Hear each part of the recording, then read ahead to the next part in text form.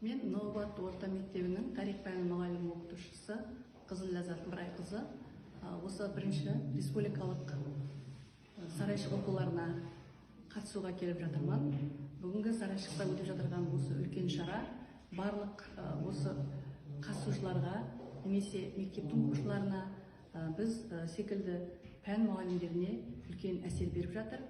Өйткені бұл ұлық ұлыстағы болған тарихи оқиғалар, тарихи жәдігерлер, сол замандағы оқиғаларды көрушілердің аузынан айтқан естеліктерін біз өзіміз құлағымызбен естіп, сол кездегі жәдігерлерді осы сарайшықтың мұражайындағы көзімізбен көріп, үлкен әсер алып отырмыз. Бұндай конференциялар алдағы уақытта көбірек өткізілсе деген тілегім бар. Біз оқушыларды қатыстырып, оқушыларымыздың осы Атырау өңіріндегі үлкен еліміздің, республикамыздың тарихына үлес қосатындай үлкен ұлыс ұлықтағы осындай шараларды көруі, олардың елін сүюге, жерді сүюге деген шынайы сүйіспеншілігін, патриоттық сезімдерін қалыптастырады деп ойлаймын. Бүгінгі конференция жоғарғы дәрежеде өтіп жатыр деген өзімнің тілегім бар.